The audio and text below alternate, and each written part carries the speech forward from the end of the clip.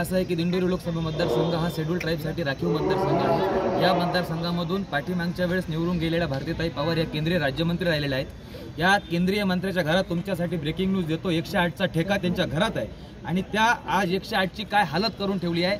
ज्या आदिवासी भागामध्ये गर्भवती महिला नाशिककडे येतात त्यांचा अक्षरशः मृत्यू होता। मग लालत आहे अशा मंत्रिपदावरती आणि ह्या मंत्रिपदाला प्रश्न विचारण्यासाठी चॅलेंज देण्यासाठी वंचित बहुजन आघाडीने एका शेतकऱ्याच्या लेखीला शेतकऱ्याच्या सुनाला उमेदवारी दिली आहे। मराठा आरक्षणाबद्दल काय भूमिका आहे? मराठा आरक्षणाबद्दल भूमिका सातत्यानं बाळासाहेब आंबेडकर सांगतात की मनोज जरांगे पाटील यांच्या आंदोलनाला आमचा पाठिंबा आहे।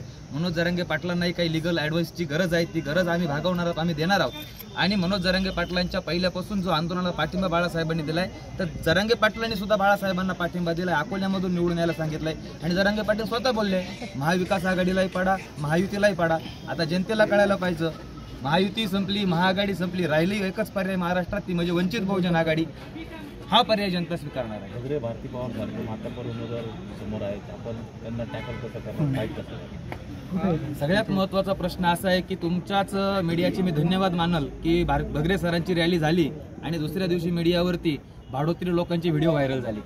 आज माझं मीडियाला पण चॅलेंज असेल की तुम्ही आमच्या कोणत्याही माणसाच्या पुढे बूम घेऊन जा, तो त्याची भूमिका, बाळासाहेबांबद्दलचं प्रेम, वंचितबद्दलची त्याची स्पष्टता स्पष्टपणे तुमच्या पुढे मांडेल, उमेदवाराचं नाव सांगू शकेल। त्यामुळं आमच्याकडे नॅचरल मतदान आहे, आम्हाला पैशांची यंत्रणेची आम्ही पूर्ण म्हणजे वापर करायची गरज नाहीये। त्यांच्याकडे आज ते त्यांच्याच खिशातले पैसे घेतात, लोकांना देतात आणि परत म्हणतात की स्टेजवर येऊन मला दे। ही जी भगरे सरांची वृत्ती आहे, ही आम्ही चांगली ओळखली आहे। 60-60, 65 लाख संपत्ती एका झडपीच्या शिक्षकाची राहू शकत नाही। त्याच्यामुळे भगरे सर नावच घेतो, श्रीराम शेट्टे साहेबांना उभं केलेलं बुजगाव नाही, त्याला आम्ही जुमानत नाही। मराठा ओबीसी आणि मागासवर्गीय मतांचं थोडंसं विभाजन होत आहे, तर याकडे आपण सगळे एकत्रित कसं करायचं?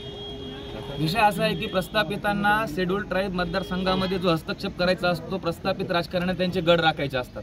त्याच्यामुळं प्रत्येक जण प्रत्येकाच्या सोयीनं उमेदवार उभा करायचा प्रयत्न करत असतो। एकमेव वंचित बहुजन आघाडी असा पक्ष आहे की त्या पक्षानं आतापर्यंतच्या विस्थापित समूहांना उमेदवारी देण्याचा प्रयत्न केलाय। आज मालतीताईंच्या रूपाने तुम्ही बघितलं असाल, सासरी शेती करतायत, माहेरी शेती करतायत, शेतकरी कुटुंबातली पोरगी आहे, आदिवासींची लेक आहे, मराठ्यांची सून आहे, दोन्ही समूहांचा फायदा आम्हाला होणार आहे आणि आमचं सीट हे आज विजयाच्या उंबरठ्यावरती आहे।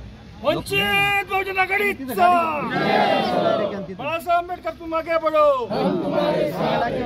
2 मिनिटं बस, थांबा ना जरा 2 मिनिटं। जरांगेंचा पाठिंबा आहे, जरांगेंचा पाठिंबा आहे हे तुम्हाला मतदानाच्या आय थिंक 3 ते 4 दिवस अगोदर कळेल। जरांगे पाटीलची भूमिका घेत आहे, तर पाठिंबा म्हणजे ऑफिशियली ते 2-3 आपल्याला मतदानाच्या शेवटच्या 2-3 दिवसापर्यंत वाट बघावी लागेल। परंतु पाठिंबा देण्यापेक्षा लोकांना कळलंय महाविकास आघाडीला पाडायचंय, महायुतीला पाडायचं, आणखी काय सांगावं जरांगे पाटलांनी?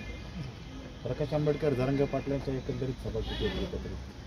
प्रकाश आंबेडकर आणि जरांगे पाटलांच्या सभांचं तसं शेड्यूल बघितलं तर आमच्या पहिल्या सभेचं शेड्यूल आम्हाला मिळालेलं आहे। आदरणीय प्रकाश आंबेडकर साहेब 11 मेला नाशिकमध्ये येत आहेत, दिंडोरीमध्ये येत आहेत। 11 मेला प्रकाश आंबेडकरांची तोफ इथं धडाडणार आहे आणि जरांगे पाटलांच्या बाबतीत आमचे राष्ट्रीय अध्यक्ष निर्णय घेतील, प्रदेश अध्यक्ष निर्णय घेतील आणि त्या दृष्टीने आम्ही मतदारसंघामध्ये काम करू। थँक्यू, धन्यवाद।